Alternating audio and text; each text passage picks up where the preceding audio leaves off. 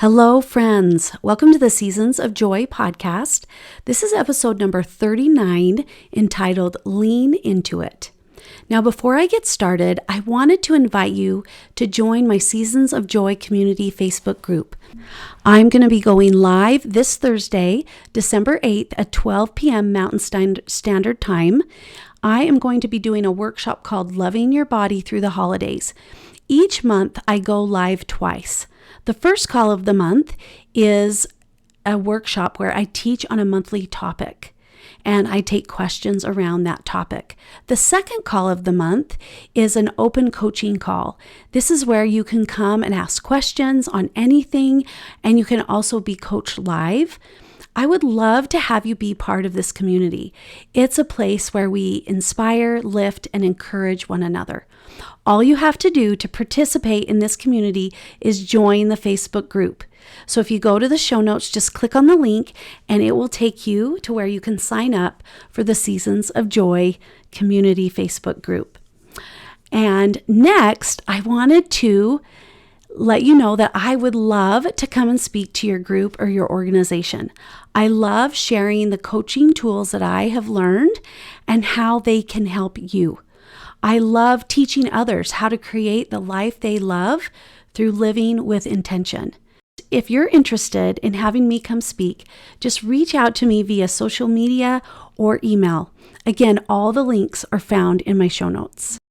So let's get started with today's podcast. So years ago, my husband and I decided that we wanted to take our family up into the foothills that are behind our house to take some family pictures. Now, this was at a time years ago when we really you wouldn't hire a family photographer to meet you at location and take your picture, right? We didn't have cameras on our phones either. We just had this basic point and shoot camera.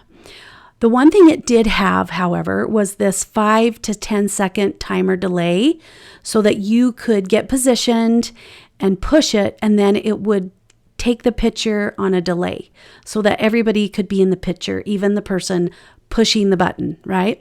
So we decided that we were going to do this, and we were going to take our camera up and set it on a bucket, and then we would get our family all positioned in the right spot, and then my husband was going to push the button and then get in his spot, right?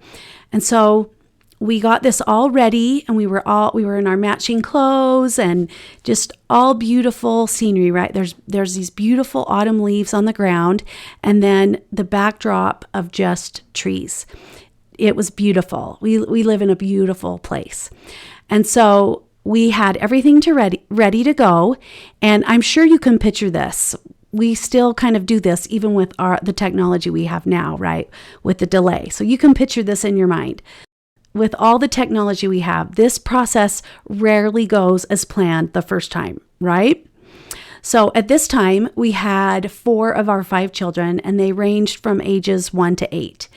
And again, it was fall. There were beautiful leaves on the ground, this backdrop of trees, and everything was going according to plan. So we're all sitting together in this little group facing the camera, and my husband gets the camera all ready, and he positions it at this perfect angle, the right angle to get us all in the photo, and we're perfectly centered in this backdrop of trees, right? And he pushes the button, and as he starts to come to his position, he kind of kicks the bucket. Well, it didn't knock the camera off. It just shifted the camera just a little bit. And I remember in that moment saying, "Lean right." And so we all just leaned right as my husband was jumping in, and a few seconds go by, and then we hear this click from the camera, right? And you know what?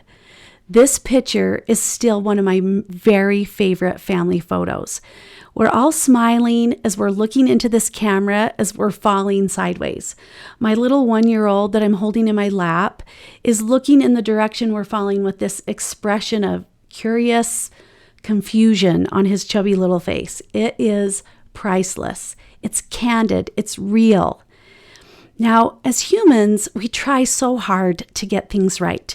Just like my husband and I did when we set up our family photo op, right? We had a plan of how we wanted our photo taking adventure to go and then life happened.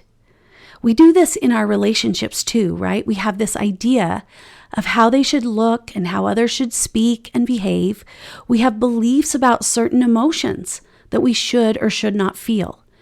And all of this can actually be amplified around special occasions and during the holiday season.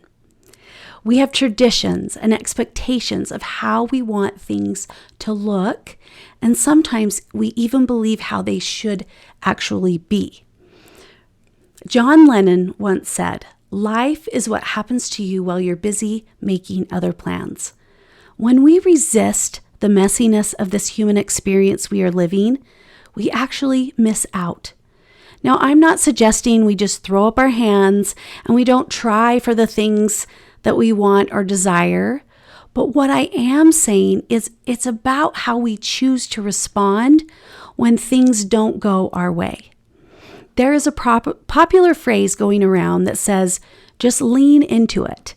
I actually say it all the time, but I wanted to explore what this really even means. So I decided to Google this phrase just for fun, and this is what I found. This phrase on Google, this is the definition that it had. Quote, to embrace, to experience fully, or respond to wholeheartedly. To take on or embrace something difficult or unpleasant, usually through determination or perseverance, to find a way to benefit from or alleviate the harm of risk, uncertainty, and difficult situations, unquote. Just as my family leaned into the photo-taking experience, we can do this within our own individual life experiences.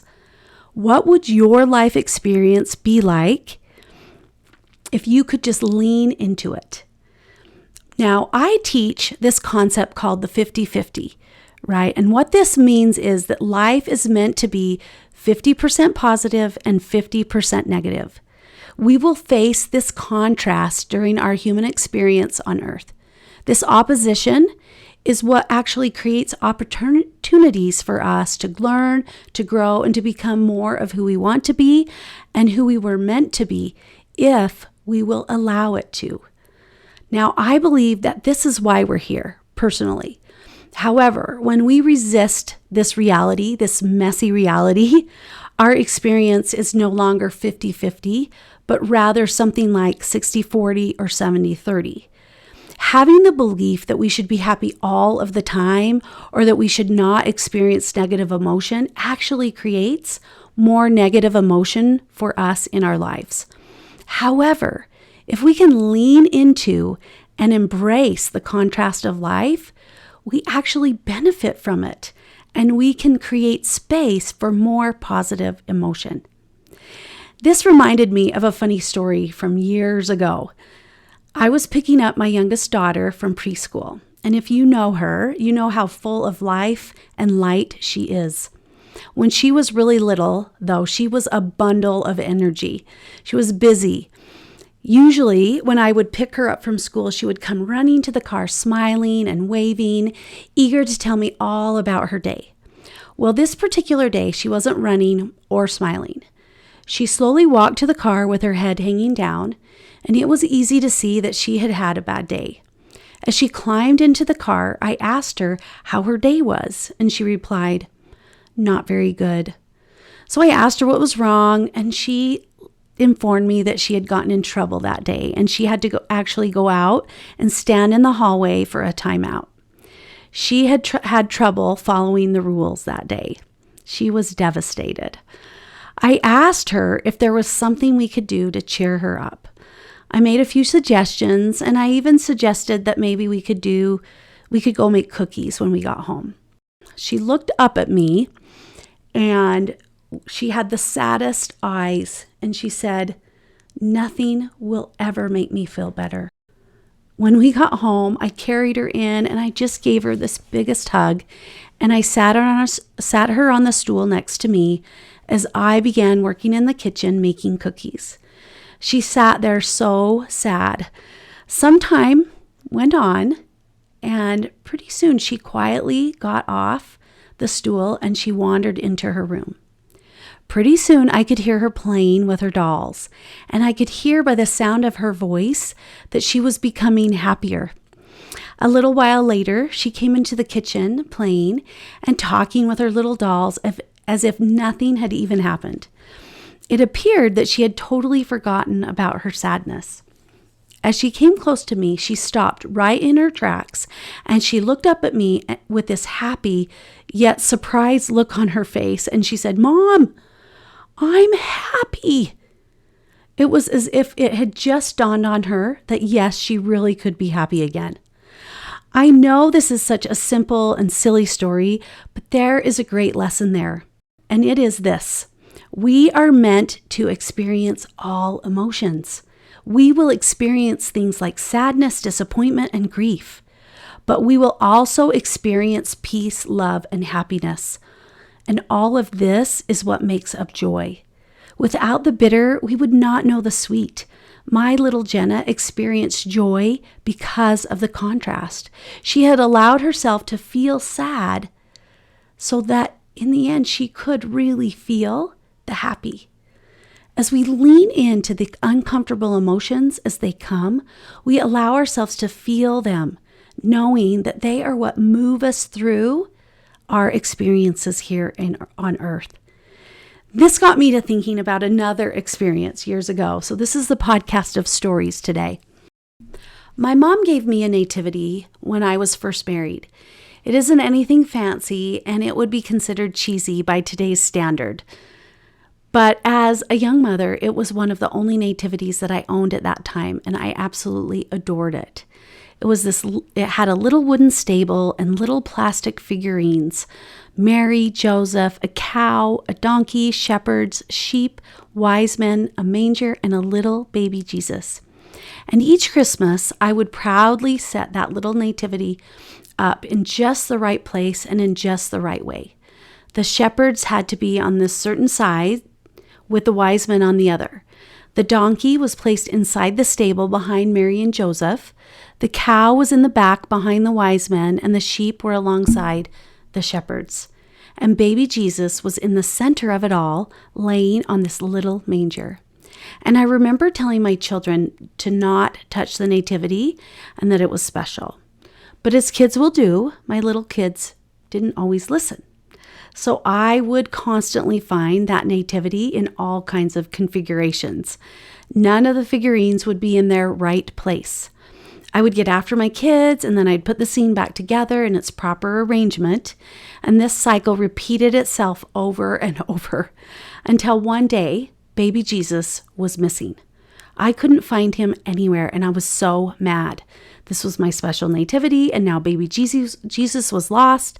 I scolded my kids for losing baby Jesus, and quite honestly, I scolded them for playing with the nativity all the time. And to be honest, at this point in my life, I probably yelled at them because that's something that was a pattern that I did. And in this moment, I was feeling sorry for myself. I was sad. I was mad. But I remember this thought that came to me, and it was this: you are missing baby Jesus this Christmas. The irony of this situation hit me like a ton of bricks. I was so busy reacting to my anger and needing things to be a certain way, I was missing the point of Christmas. It wasn't about having a perfectly staged nativity scene. I wasn't treating my children like the Savior would. I wasn't creating an atmosphere of love and compassion. I had removed Christ from my Christmas. By leaning into the messiness of life, we can learn and grow from it. It wasn't the rearranged nativity scene or the missing Jesus that was causing my anger and frustration. It was my belief that it needed to be a certain way, that my little children needed to be a certain way. This was keeping me stuck and prevented me from creating more of what I really wanted, which was to feel the spirit of Christmas. I was creating the opposite of what the Savior has taught us. Ever since that day, I love to see my nativity played with. I love seeing the different arrangements. I love seeing my grandchildren play with that same nativity. I love telling them about my mom and about baby Jesus. telling them about the characteristics of Jesus: compassion, forgiveness, charity, grace, and love, and how we can be like him. My invitation to you this Christmas season is to lean into it. Embrace the holidays for what they are: messy and beautiful. There are going to be amazing moments and stressful moments, and that doesn't mean anything has gone wrong. Lean into the emotions that may feel uncomfortable, knowing that nothing has gone wrong.